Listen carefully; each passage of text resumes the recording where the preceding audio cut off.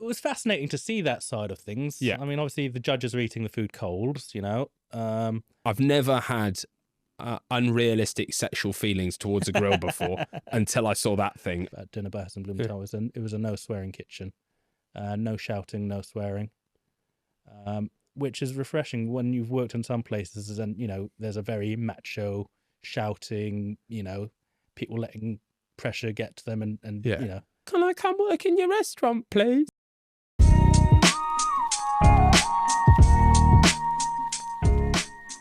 Welcome to the Only Chefs podcast. I'm Andy Bloomer, your host. Today we're going to be interviewing Peter Pickering, chef from such vaunted places as Hotel Café Royal, Dinner by Heston, Galvin La Chapelle, Chiltern Firehouse, as well as now private chef for high net worth individuals and private families. A real experience, a real wide experience of the industry. And it's going to be a wonderful time talking to you today about your history and your work. So welcome to Only Chefs. Thanks for such a wonderful introduction. It's also great to see you. I haven't seen you in a while, so it's nice to catch up with someone who I've actually worked with as well in hospitality, in a kitchen environment. Definitely. I mean, I was happy for the social call, and then you just wanted me on for the podcast. Yeah, I mean, it's all business. It's all business around here. This is how we work. So I think, really, the first question, why did you want to become a chef? I've always been around good food. Like, my mother was sort of Thai Chinese heritage, so I've always grown up around good food, and I've always loved cooking. I think I started cooking for the family when I was about sort of 6 years old. I used nice. Putting you to work young. Excellent. Yeah, excellent. Saturday evenings was always my evening for cooking for the family, which I absolutely loved. And then I think doing GCSEs, I was okay at school. My grades were fine, but I think it's also because I was super dyslexic as well. I just hated. It just wasn't your natural environment. And then I suggested I wanted to be a chef. My mum said no, which made me want to do it even more. Good. And I think excellent. As a kid, I was quite independent. So, 16, I moved to London, left home, moved to London. We were living in Belgium at the time. And I didn't know that you clearly paid attention in our almost 15 years of friendship. But so you were living in Belgium and you just moved to London? Yeah. So my sister was studying in London at university. Okay, nice. But all the best restaurants were London, really, I guess. Shout out to Belgium and none of their Michelin-starred restaurants. Nice. Yeah, that's good. So I applied for catering college, got into catering college, but also got a job at the same time. By the way, you sound like applied for catering college like they were turning away people. Like, sorry, apologies. No, fair enough. Yeah, but you came to London, catering college, and it was everything that you hoped it would be. Yeah, it was good. I spent the summer working. So I called up basically loads of restaurants in London. The one Michelin star restaurant in London, L'Escargot in Soho, which still there now. Still there, different ownership. Yeah, no longer a star, I don't think. But I was there. I spent my summer working for them for free. Just to get the good old days. Just to get my foot in through the door. I mean, where were you living at this point? Were you living with your sister? No, so I was in the fortunate position where my parents sort of helped, paid for me to live in a room, basically. So your parents essentially contributed to the GP profitability of L'Escargot by essentially free labour. Yeah, pretty much. Sensational. I mean, my second week there, I was on a 70-hour week. 16-year-old. I mean, that's throwing them under the bus. Yeah, well, I think to be honest, the statute of limitations on underage hirings has probably passed for L'Escargot, but also was that an itch that needed to be scratched? Like, you just had to know what it was like? I think so. No, the head chef, I had a lot of time for him at the time, and a lot of time for him.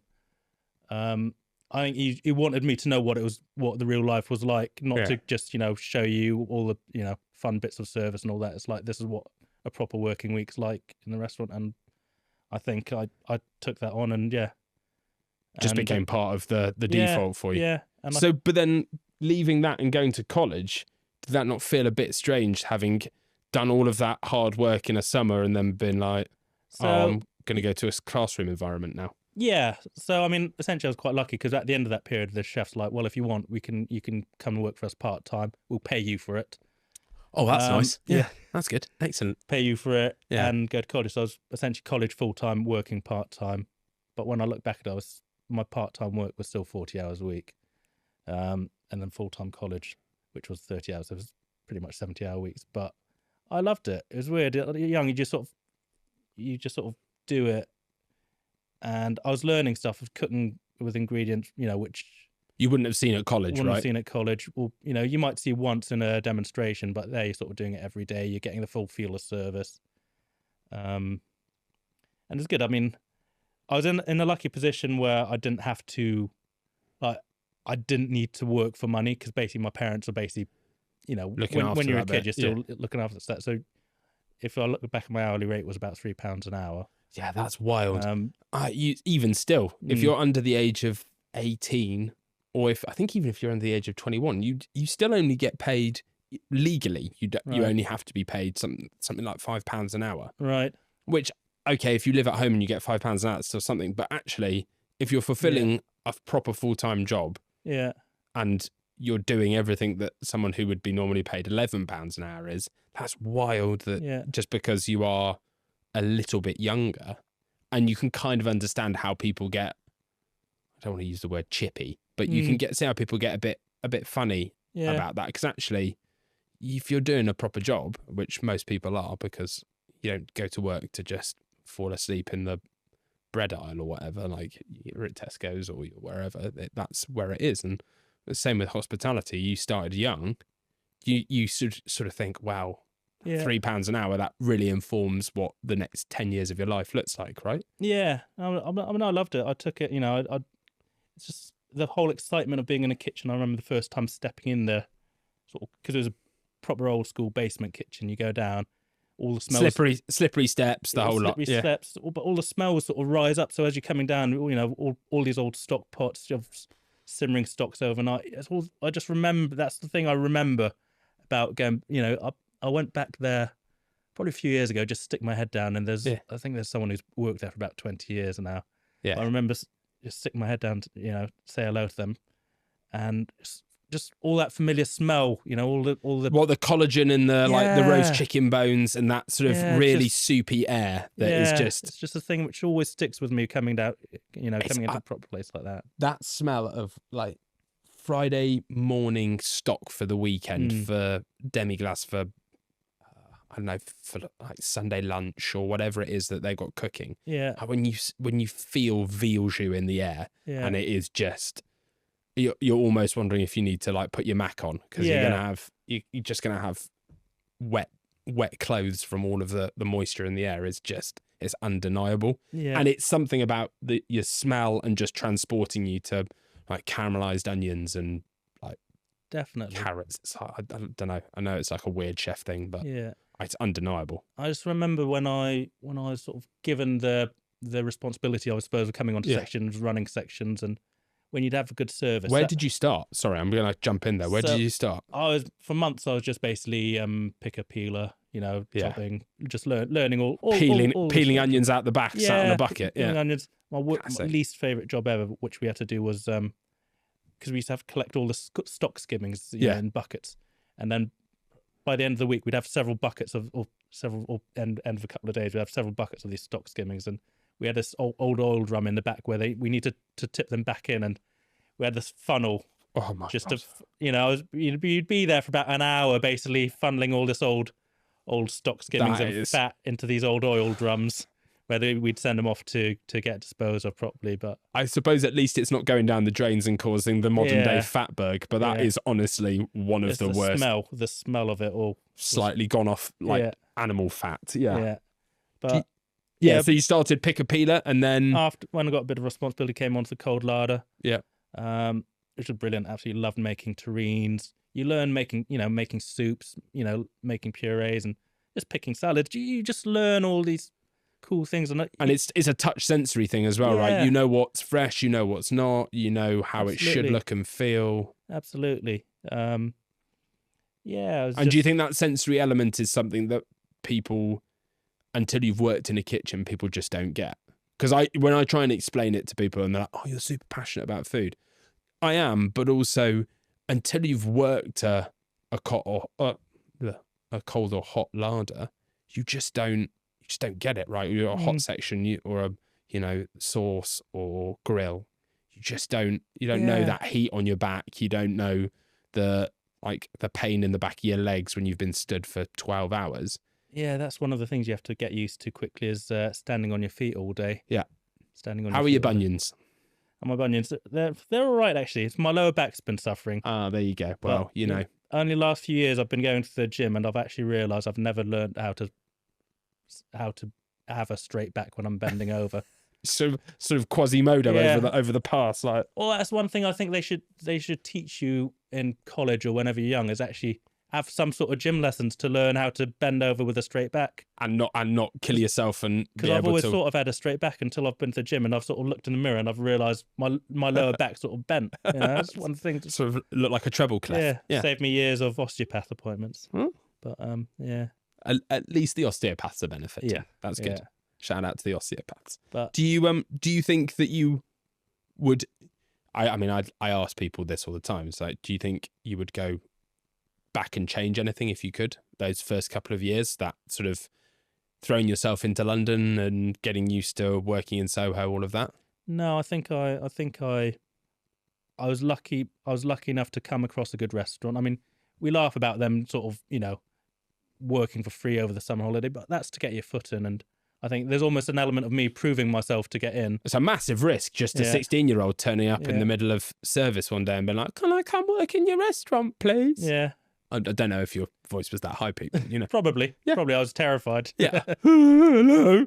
Can I peel some onions for you? I think the grounding I got as well, and you're in an environment where there's like a very disciplined kitchen. You don't get. It keeps you humble. Yeah.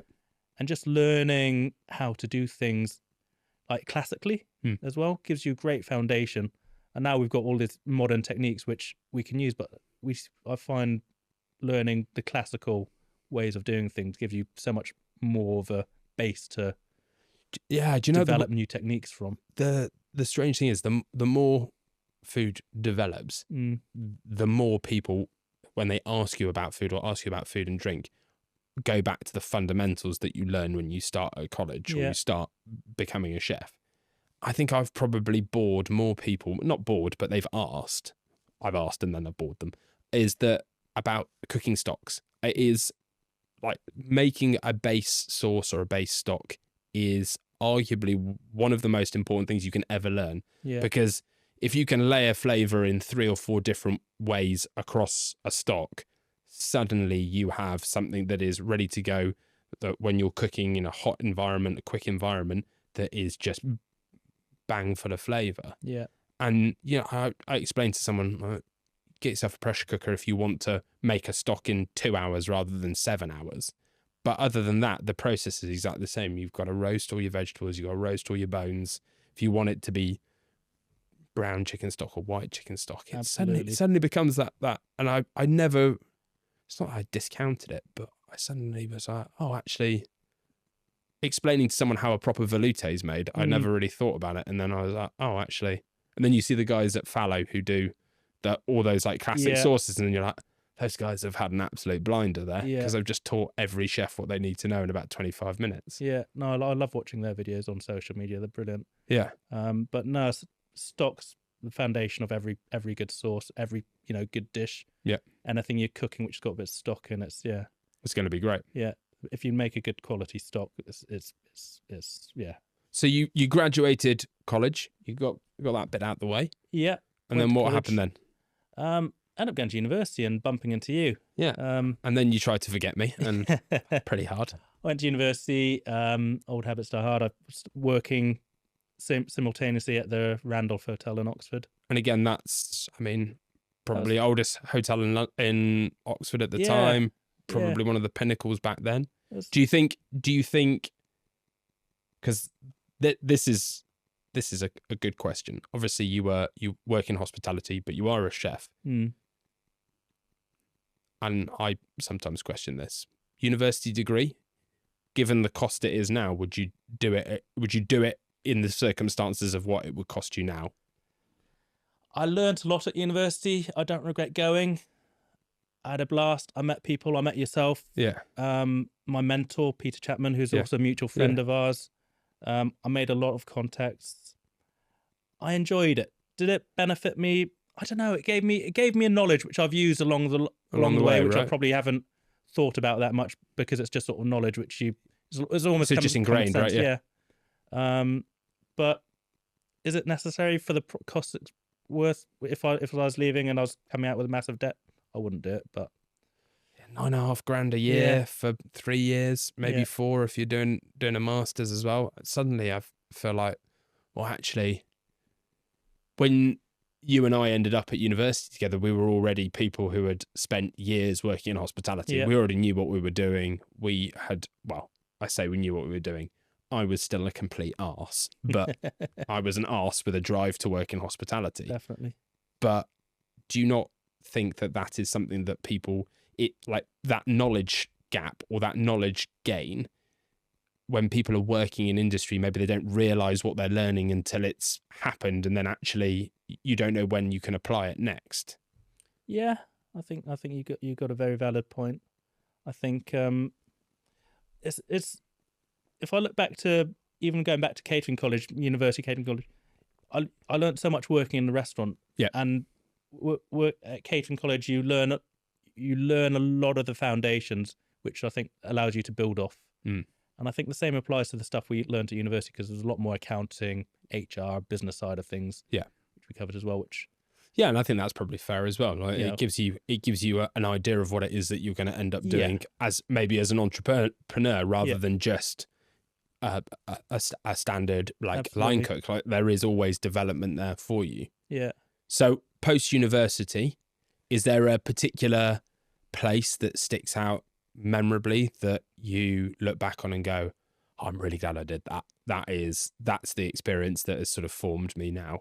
Working at the opening of Dinner by Heston Blumenthal at the Mandarin Oriental.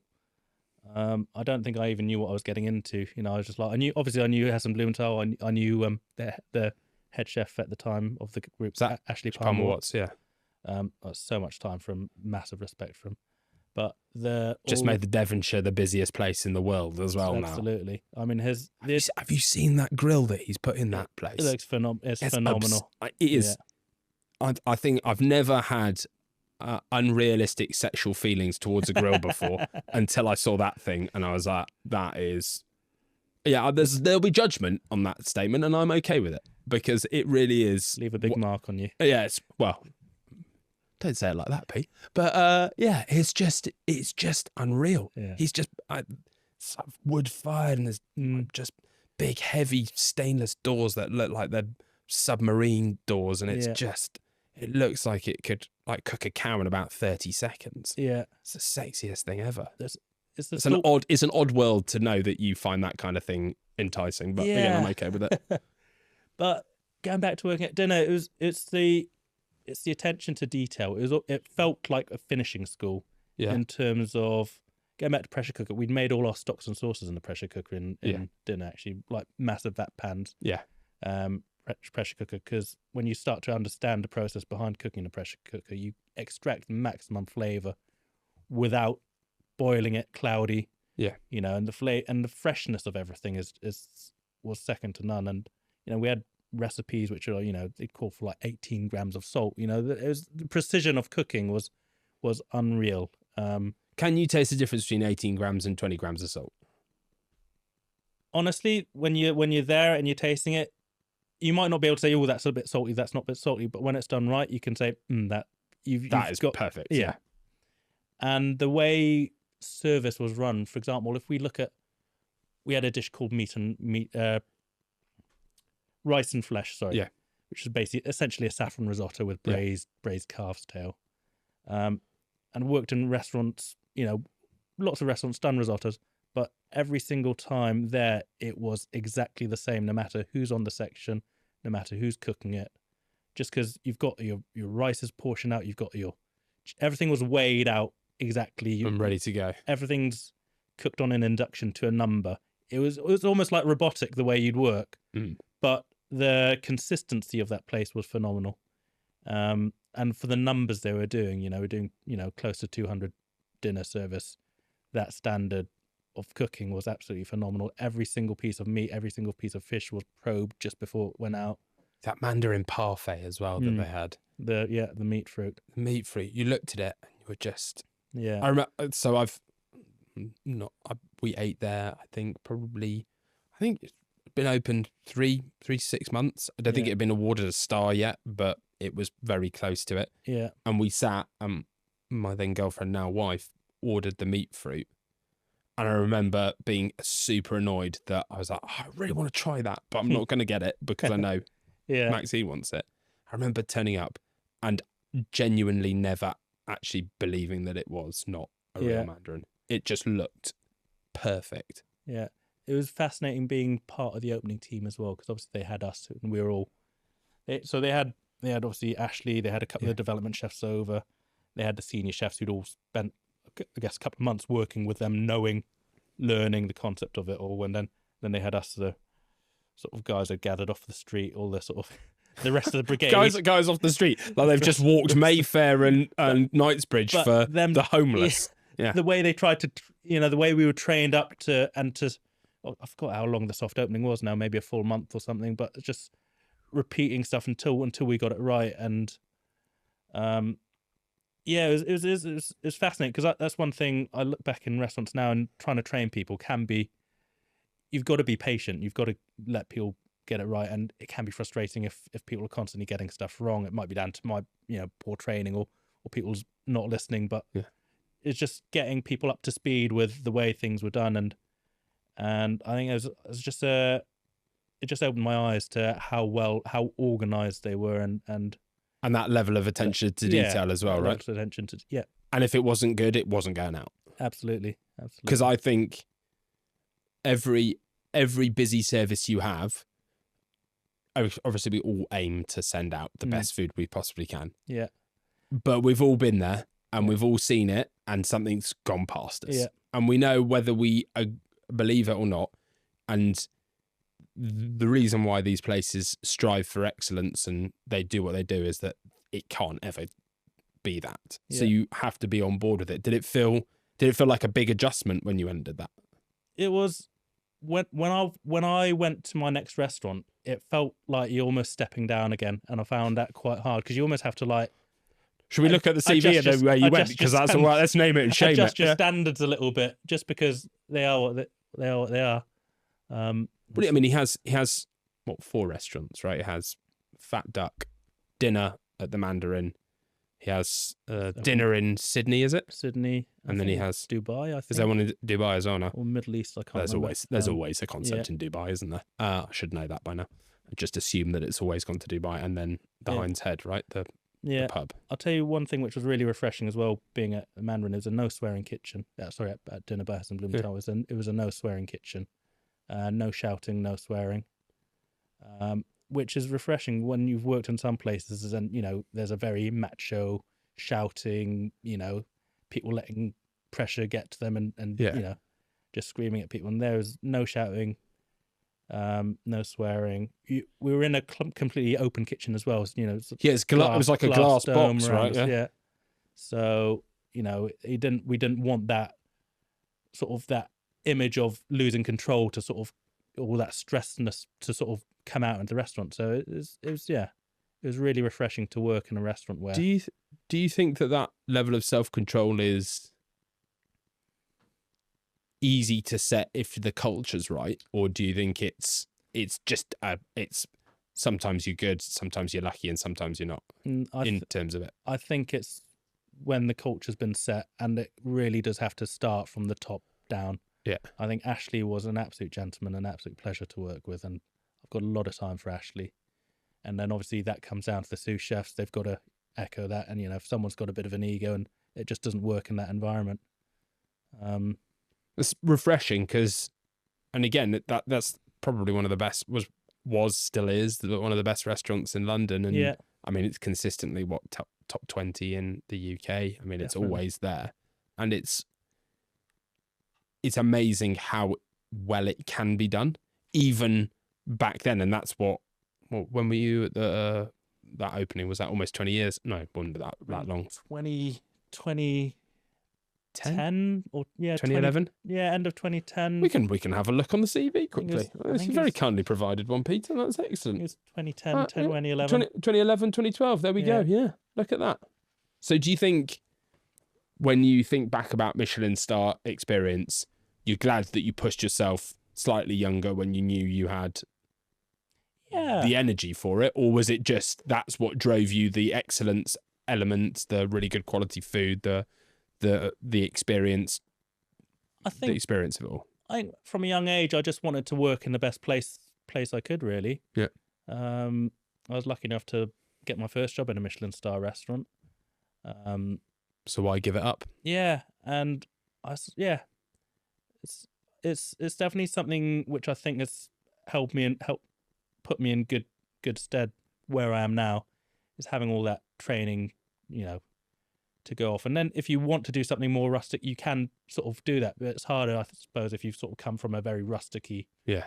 No disrespect, or at home I cook rustic. There's no disrespect to any of that, but it's easier to come from a fine dining to back down to understand how to reimagine it. Yeah. What's the piece of advice that you would give people now if they were starting out? I'd say listen. Don't let I'd see a lot of people, and I think I was even probably guilty of this myself when I was very young, is when you go to somewhere, you think you know a better way of doing something. Yeah. But it doesn't work like that. If you go somewhere, follow the way they do it. Yeah. I learned that very quickly. But yeah, it's just, sort of leave your ego at the door. If you're going somewhere, learn how they do it, listen, and learn as much as you can, really. And then you apply something if you think it's going to work, when you get to a level where you can choose which way you want to do it that way. But yeah, from a young age, be humble, learn as much as you can. I think the humble element is quite an interesting way of thinking about how you want the position, the work, the execution to come across. And I know a number of the chefs that we've spoken to is that inquisitive nature is fine, but know that you are a team player as well. Absolutely. I mean, there are very few kitchens that are just single chef manned. It's going to be a couple of people, and it might even be a crew or a brigade or whatever you want to call it of 10, 15 chefs if it's really high end. And how you fit into that and how you become the sort of cog that makes that work is quite important. Do you think that's probably your biggest influence then, Dinner by Heston, or is there other? I mean, you mentioned your mum and the sort of the family style sort of influence there of wanting to get into food. Do you think that all of that mixed together is what's made it, or was it something specific when you were younger? I think it's a journey. I think I've picked up influences probably when I was. It's almost embarrassing to say this, but as a child, growing up with a sort of mixed heritage background, I almost tried overly hard to fit into, let's say, European culture. Yeah. Learning, when I wanted to learn to be a chef, I wanted to learn French, almost totally ignore the Asian side of things, which it's bizarre. It's just, it's a strange culture you're in. You're almost trying to fit overly, do something to a standard which you think you should work to, rather than what is just inherently Peter. Yeah, perhaps standard, or it's I suppose it's what was trendy at the time. I suppose I mean, that classic French cuisine was big back then, and now the idea that you might use a non-traditional ingredient in French cooking like soy sauce but still cook French food is entirely possible, right? Yeah, I think also I was because I was sort of eating a lot of Asian food every day as a child. It didn't really interest me. I wanted to do something different, right? So I learned French foundation, classical French cooking, did modern British. I've picked my sort of traveled on a journey, but now I use a lot more Asian ingredients. I do a lot more fusion cooking. Yeah. With my everyday cooking now for my clients. I'm jumping ahead here. No, work but I as a think private chef now. it's a nice. It's the reason it's Yeah. a nice segue is that you say it's a journey. You know, you did from the age of 16 right up until probably 2015. You were working like high-end Michelin star restaurants, and then you pivot. Yeah. And everyone finds that point. Some people leave the industry. We hope that doesn't happen as much, but some people do. Some people find a different path to work in. Some people become sommeliers. Some people become GMs and, operations managers and all these other things. But you took a slight sort of left-right turn, which is you ended up in the sort of private chefing world. Yeah. Which is great. And I think a lot of people would find that very interesting. Yeah. So, yeah, absolutely. No, I think what's influenced me, I've picked up basically segments from everywhere I've worked. I don't think there's any one area which I'm sort of screwed down to at the moment. And so moved into freelance chefing, working for maybe ultra high net worth individuals as well. I mean, that must have felt like a real step change after years of being behind a pass, and also running your own pop-up for 2 years as well, working a sort of, was it vegan vegetarian pop-up? Yes. So I left a job, and then I think I just wanted to have a bit of fun. I think do my own sort of thing for a while, which is where the pop-ups came in, and I sort of started running my own pop-up. I had a girlfriend at the time who's vegan, and there weren't many vegan options around in restaurants at the time. It's always a vegan girlfriend that turns the tide, isn't it? I mean, that's great. I absolutely loved cooking vegan and just being creative, and I still do cook a lot of vegan food, and I had a lot of fun doing sort of 7-course vegan tasting menus, and I say probably the clientele who came was good 50-50 split between vegan meat eaters. A lot of the time the people were treating their other halves to a special vegan occasion. Okay. I guess the experience at Dinner by Heston, that sort of informs an awful lot of what's then gone on in your career after that. Gone through a number of really wonderful high-profile restaurants, Galvin La Chapelle, you've done Chiltern Firehouse as well, Hotel Café Royale. So, I mean, there's some big hits there in the CV. Is it just always an experience of building up more skill, more experience, more cuisine knowledge, or is it simply building your way up the kitchen ladder, as it were? Did you move from CDP to sous chef to junior, or from junior sous to head chef, stuff like that? I suppose it's a combination, really. Yeah. I think some of it's just let's look back when I moved to the Chiltern Firehouse. I moved with my head chef Dale Osborne, who'd been the head chef senior sous chef at Dinner by Heston, and he'd sort of called me up, and he was now taking on head chef at Chiltern Firehouse. Yeah. And that was obviously under Nuno Mendes, who totally different style of food from what I was used to. Very, I suppose, New York, a lot of Asian and like a lot of fusion influences there. Actually, South American, Peruvian, Asian, right? very As well, yeah. Peruvian, yeah.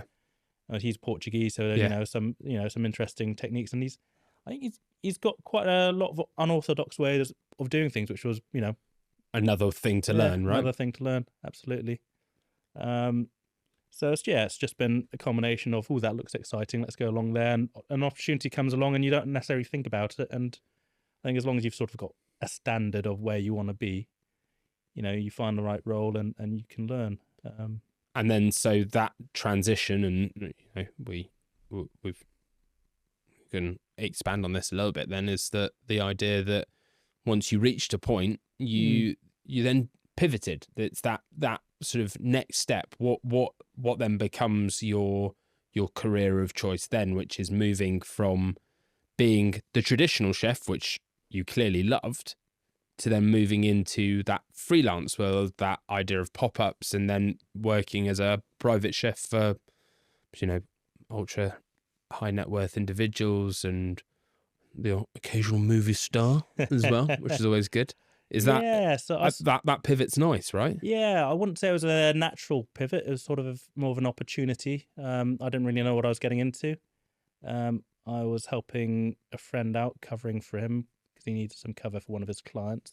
He used to be the chef for Prince Charles, and then he's working for a different client at the time. All hail the king. Big shout out. Nice. First royal name drop. Lovely. At least it wasn't Prince Andrew. Sorry. Yeah. Sorry. Couldn't resist. My bad. Carry on, Pete. Apologies. Yeah. I've just completely derailed it. I'm really sorry, buddy. It's fine. And then sort of fell into the private chef side of things. I was only sort of doing a couple of days a week for this client. I actually really enjoyed it. Something I'd never done before. Just going around to people's houses. For this client, I was only literally cooking for a couple, just cooking their dinners, basically. That's wild that there are people in this world who are like, there's two of us. Get the chef. Yeah, that's wicked. And then I did that alongside running my pop up, which you mentioned. And the pop up, the idea behind the pop up was so a vegan concept, 7-course tasting menu. It's all sort of one menu. It's because I was doing the prep off site, moving it onto site, which is probably the most stressful bit about doing pop ups is. How are you going to do you have enough Tupperwares? How many ice cream gallon containers do I need? Yeah. How am I going to get this here? How am I going to cook that? Getting to the venue sort of 2 hours before service, setting it all up as well. I had some, fantastic people help me do that. And that was just having a bit of fun, but I actually really liked it. Quite successful. Sold out quite a few events. Always nice as well. Yeah, and doing fun vegan food, which I'd never really done before. But girlfriend at the time, heavily sort of influenced the concept, and just because I remember eating out, there used to be very, very limited vegan options. So I was like, let's do something fun here. And back when, if you said you were a vegan, you were getting bread and chips. Yeah, it's like crudités, risotto, pasta. Yeah, not even pasta actually. No, it's normally egg, isn't it? Yeah. You can't. It's probably a jacket potato with sad beans on it. Yeah. I do remember once when before veganism became this thing, and we had someone come into the restaurant, we essentially served the kids' food to an adult because we just had tomato pasta, and that was it. Everything else was laced with so much butter and so much cheese that there was just nothing available for them to eat. I think it's a bit sad in a way because I think it's almost like, and I think, even when I was in that environment working in, top end restaurants, you're not necessarily, your brain, when you say vegan, you just automatically have this sort of thing, it's really crap, boring food that you can't add anything to it, but you can do really fun, creative dishes around it. And you just need to think about it. And also practice it as well, because it's not like it's not like you're going to be able to get it perfect straight away. And if you're going to make vegan food, you're going to have to apply an awful lot of technique to get it to where it needs to be as well. Yeah.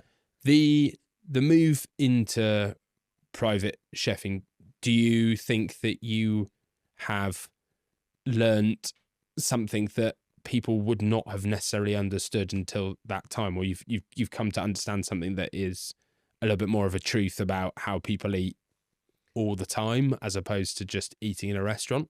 So I'd say one of the big things about being a private chef is you are cooking for an individual or individuals. You are cooking to their palates. You are you're cooking.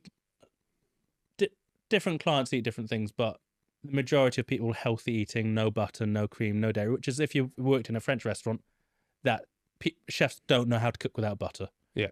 But when you're in this environment, it's light, fresh, healthy, even down to seasoning levels. As you're cooking for an individual. If someone wants something boiled, and that's how they like it cooked.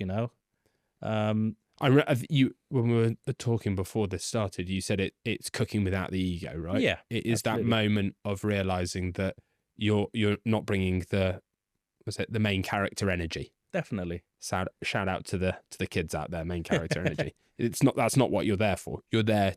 It's a service, but also they're not coming to a restaurant to taste your food. you're going to their house to provide them with something that they're asking you to do. Yeah. And that's got to be a big moment where you kind of put all of those things together and go, actually, yeah, this is what I'm comfortable being able to deliver for people. Yeah, it's being able to adapt to people's tastes, people's palates, differently, even down to seasoning levels. So, generally cooking without low levels of salt, or without salt. Yeah. Sometimes you're cooking for kids, and telling a chef who's come from a Michelin star restaurant not to put any salt in the kids' food. Don't put any salt in their food.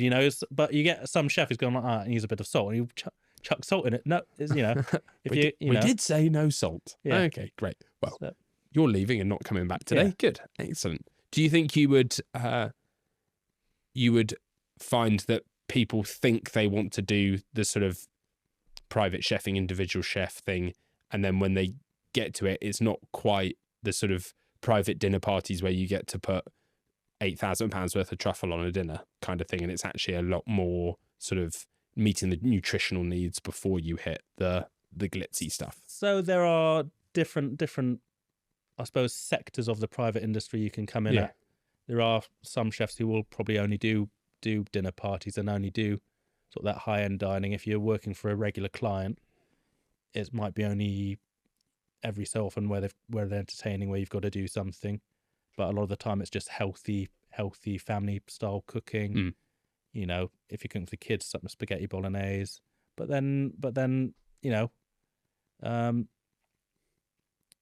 cooking, sometimes you're doing more elaborate food. I worked for one lady, and she was vegan, gluten-free, refined sugar-free, no grains, on and off pulses. No, and have things like no cooked fruit and No cooked fruit. Yeah. Very, very strict list of dietary requirements. That famous roasted potato and warm plum not at all. dish that you've come up with, Pete, is never going to see the light of day. No, not at all. This is where I think it's probably where a lot of my sort of Asian influence came in very useful. Doing really interesting stir fries, really interesting stews. Yeah. You make vegetable purees for really flavoursome sauces, and there's a solution to everything, right? Yeah, and it's amazing when you take all of these stuff out, you really can become creative. And do you think that is? And I always think that is probably one of the hallmarks of people who have worked in as a chef and worked in hospitality a long time, is that creativity and thinking on the spot and actually problem solving something that is because it's going to make the difference to someone's day, right? A really nice meal, regardless of whether it is, really does make the difference between someone's day being good and bad, right? I mean, when you're in people's houses, it depends where you work. Obviously, sometimes you're, if it's a very formal household, you might not see the client that often. But if you're in a household where the client comes in the kitchen, and personally thanks you for the meal they've had, it's a terrific feeling. Like formal households, are we talking like proper butlers, silver trays, the whole lot? Yeah, you'll have butlers, silver servers. That's wild as well. That still exists. Yeah, absolutely. Of course it does. But it's funny when you said I transitioned away from. I forgot what word you used. If you said the classical, sort of chef in the restaurant. Yeah. Private chefs have been around a lot longer than restaurant chefs. Oh, what up? History moment. Yeah, that's a fair point. People used to have private chefs a lot longer before than restaurants were even around. So yes, but we're going back to the time when they used to chop kings' heads off, Pete. So I don't know whether that's necessarily the time they're just not in the public eye. So I suppose now we've got social media, you're seeing more and more private chefs. But if you look at a lot of top athletes, have always had private chefs. A lot of the wealthy have always had private chefs.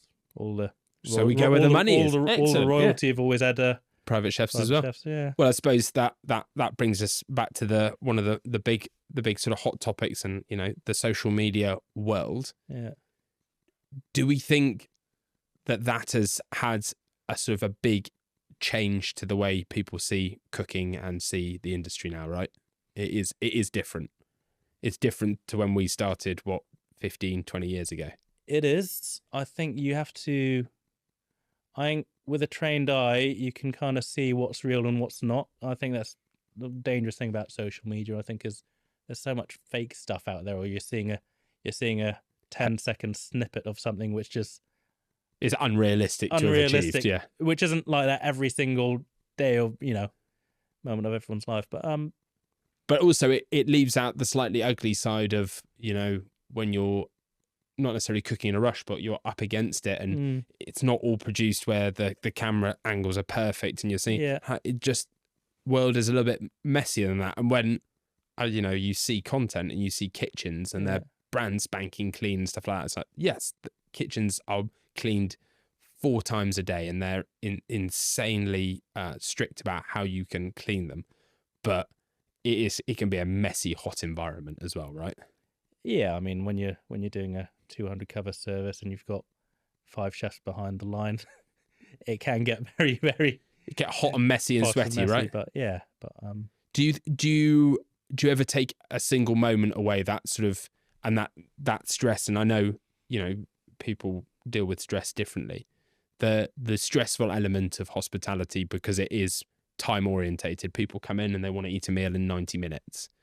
Is there a way that you've managed to deal with that stress personally, or is it just something that you've taken time to develop over years and years of doing it? Like now, obviously, you're still under pressure, but do you apply that even in like the time you're in now as well? So, I mean, even being as a private chef, you're still under time pressure. You still are stressful. You might be cooking for 2 individuals, for example. Yeah.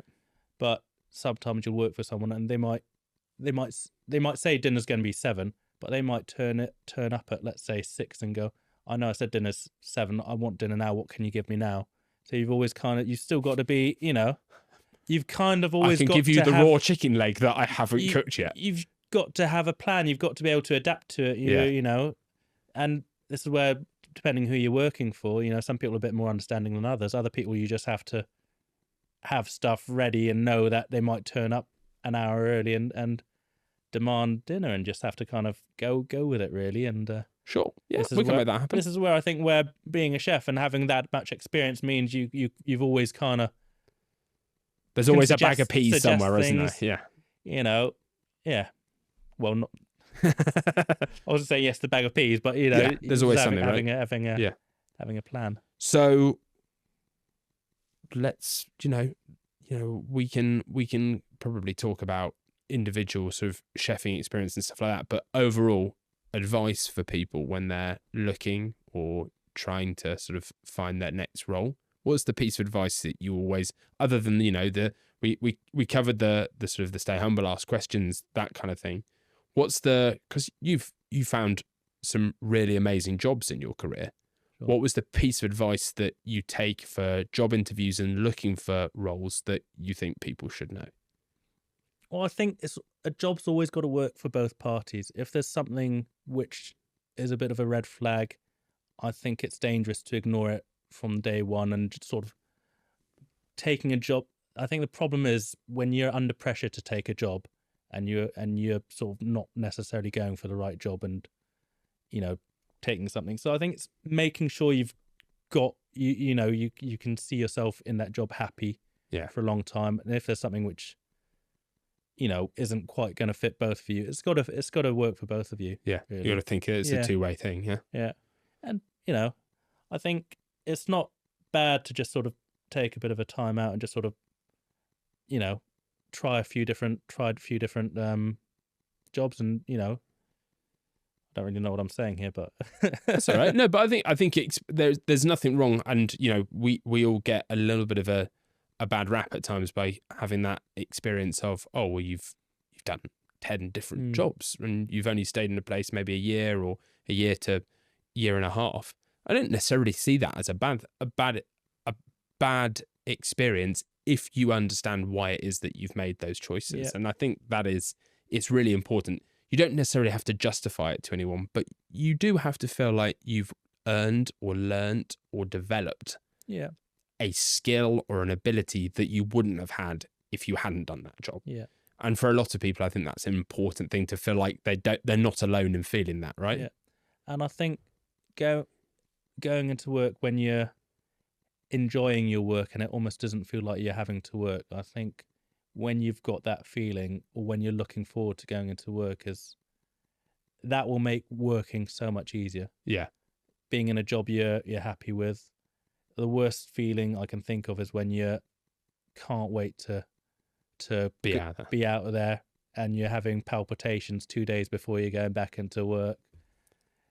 That is a telltale sign that it's probably time to find something new, right? Yeah. So that, and I think that's that honesty of how you feel about it is really important. And it's nice when people have that really open feeling about their work, because it only benefits both parties. Because if you both feel like it works, then it's great. I worked for a client a few years ago, and they had one of the chefs in their overseas residence.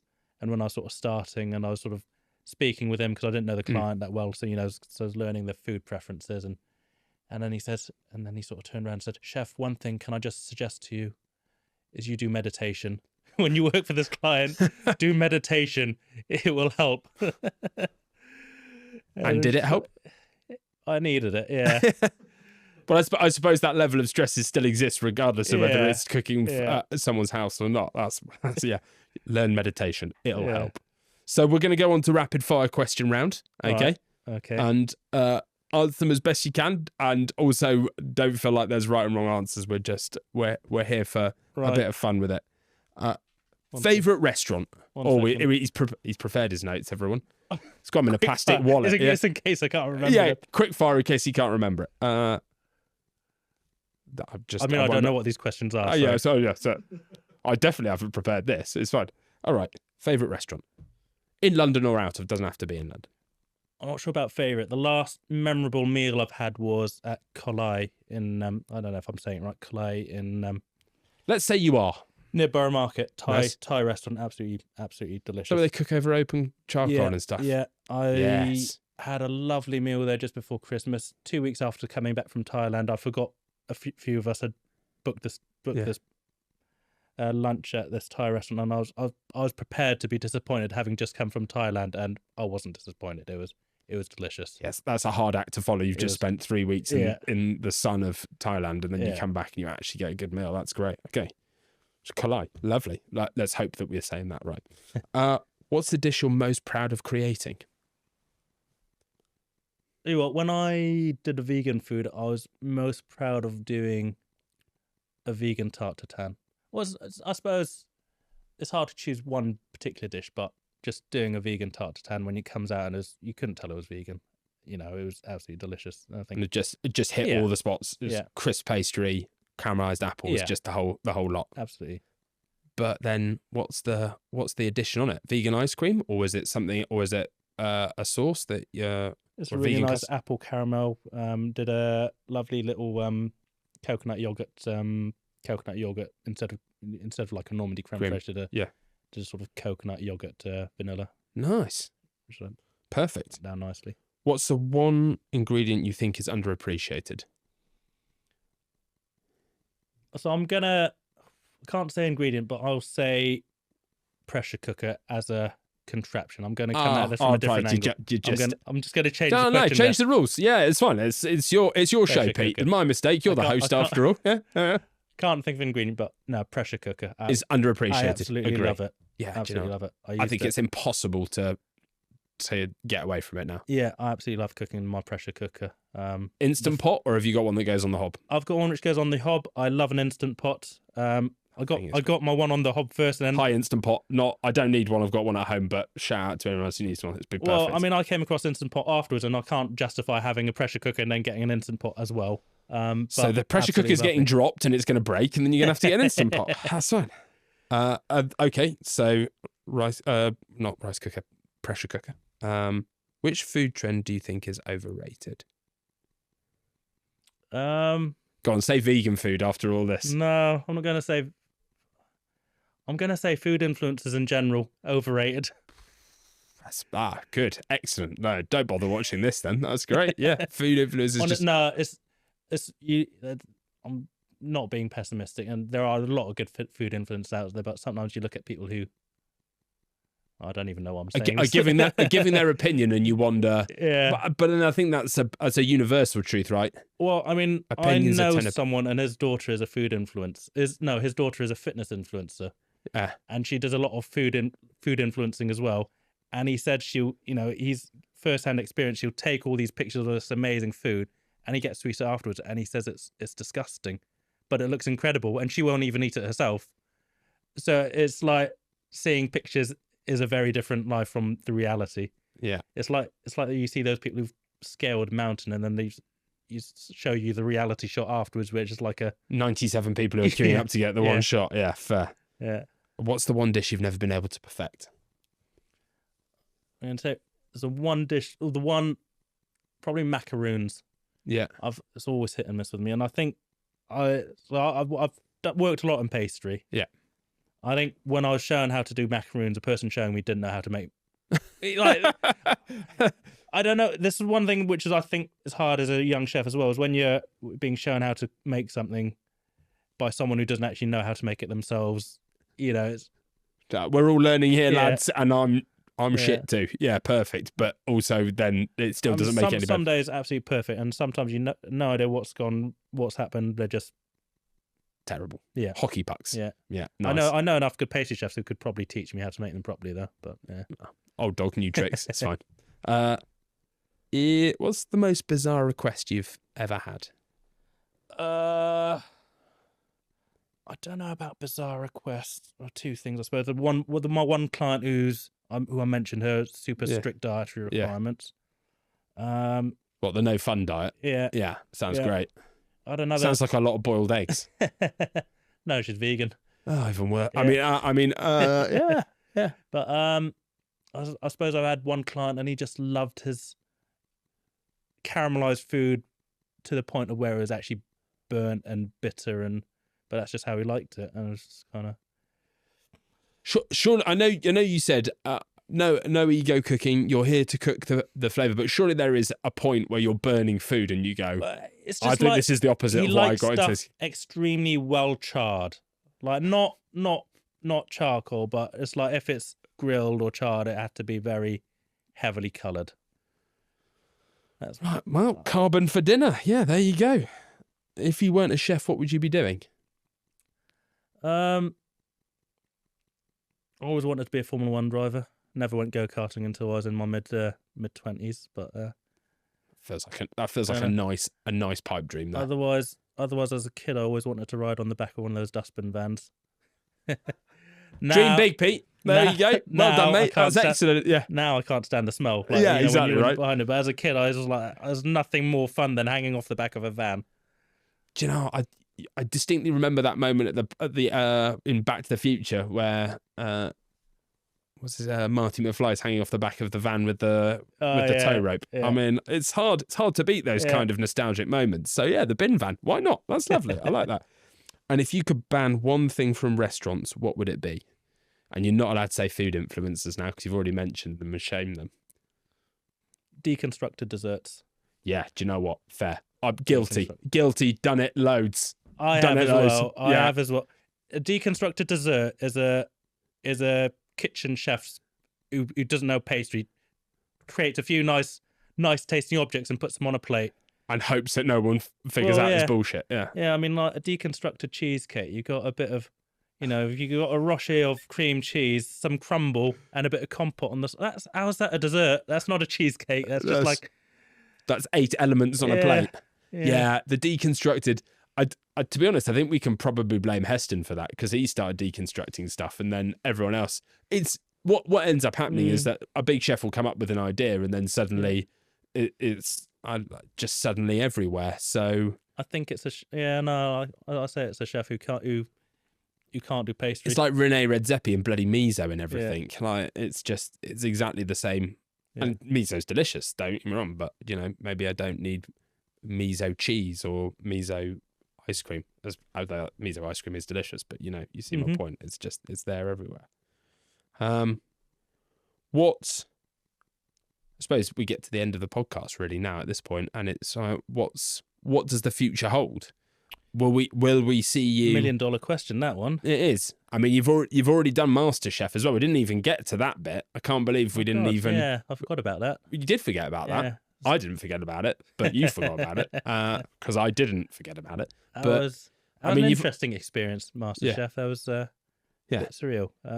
Do you think you would? Did that maybe alter your perception of how food is influenced and seen in a non-traditional setting, and you sort of that filming element of it and the production of MasterChef made it feel? It was fascinating to see that side of things. Yeah. I mean, obviously the judges are eating the food cold, also, see, I've always thought that for years. I'm like, how they've told them all to cook at the same time. They've not all staggered them to start. They're all just eating bang average cold food at that point. So how can you judge it? Yeah, but it's also fascinating to see the editing as well. So I look back to one of the first rounds. They're quite relatively pleased with I think my skills test I did. They're lots of good comments. Obviously, they edit these things to make the competition look close and a bit more exciting. Yeah. So they'll give you loads of good comments, and I think with everyone they'll put in a few. You could have done this, could have done that. A few negative comments. Yeah. And then when they edit it, they'll only show the negative comments. They did that with me, and I was like, oh, they quite like that dish. But now they've sort of made it look like me and someone else is kind of struggling. So it's fascinating to see the way they're edited down. So you always wonder when they do those skills tests, because I've watched it for years, and you're screaming at the TV. And then actually, I bet when you get there, it's just like, oh, fuck, they're going to ask me to, I don't know, do sole meunier or like, yeah, it's or do like a beef Wellington, and I've just forgotten how to do mushroom duxelle or whatever, and you're just like, oh, what the there's an element of spatchcock a pigeon or something, and you're like, I had pigeon for my skills tests. What was it? It was just prep and cook a pigeon in 20 minutes, I think, and do a dish. Was it feathers on, or was it already plucked? It was a whole pigeon. It'd been plucked, but guts and everything. Oh, solid. I cooked it relatively well.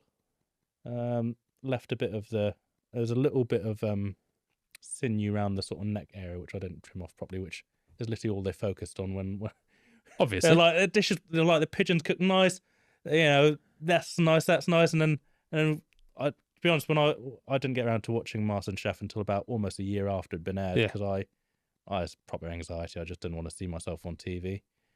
We don't want to see you on TV either, so that's why we've put you on YouTube. It's fine. Then a few friends just like, no, you've got to watch it. It's fine. You don't come. But this is, that the stress of working in that kind of experience, even getting to the quarterfinals, because I have a really good friend who went to not even the professional MasterChef, did MasterChef, and he got to the semi-finals and his souffle failed. Right. He did a souffle and it just went, just dead. Yeah. Now, in a cooking competition, of course, you're cooked at that point. You're never going to win it.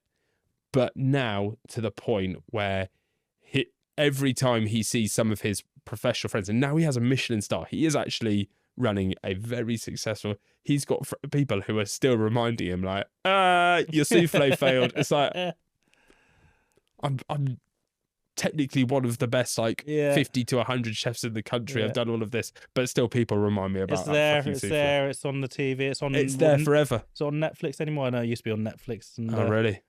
Yeah. God, that's not what you need, right? Archives. And do you think if you had got any further, it would have changed anything, or are you very happy with how your sort of your career has panned out? Because I mean, by objective standards, it's been very good. Yeah, I mean, excellent. Let's go with excellent. Yeah, I don't know if I'd have if anything had been different. I mean, I was a bit gutted when I think got to the quarterfinals, which was reasonable and. That's 8 people, right? Yeah. Yeah. Or maybe even 6, right? No, 8. I can't remember now. Off the top of my head, quarterfinals, but it was a good experience. Wanted to go further. Got at the time. I didn't watch it, so I didn't really. Promote it either. Obviously, a lot of people calling, sending me messages when they saw it was on. But I watched it. I thought you did great. Thanks. I forgot that you cooked pigeon in your skills test, but that's fine. I forget a lot of things. But no, I was in a stable job with a family at the time, and I was cooked for a family for 3 years. So. And they didn't ask you to cook pigeon after that? She was vegan. So definitely didn't cook pigeon then. Didn't cook pigeon for them. Yeah. Definitely did the tarte tatin though, so that's fine. I did do the tarte tatin. Went down very well. Yeah. Okay, so then what does the future hold then? Now we've gone back and just done MasterChef, like a little recap. That's nice. $1 million question, really. I'm not sure. We'll have to wait and see. I've got a few potential projects I'm discussing, but there are nothing set in stone yet. So got to keep those NDAs nice and tight. Excellent. Well, thank you very much for coming on the podcast. Really appreciate it. Thank you for sharing your experience. It's been fun. And have a wonderful rest of the day. I don't know. That was weird. It was fine. That's the ending. Okay. Thanks. No, we're gonna call it that. Thank you. I hope there's some content you can use. Well, yeah, so do I. Thank you for watching Only Chefs podcast today. If you've enjoyed what you've seen today, please like, subscribe, share with your friends, people who work in the industry, chefs. Please get in touch. We'd love to hear from you. And if you'd like to join us on the podcast, please do reach out. Have a great day. Thank you very much for listening. Only Chefs is the UK's leading job board built just for chefs. We connect you with top kitchens looking for talent like yours. No BS. Just real opportunities to level up your career. Find your next move today at onlychefs.co.uk.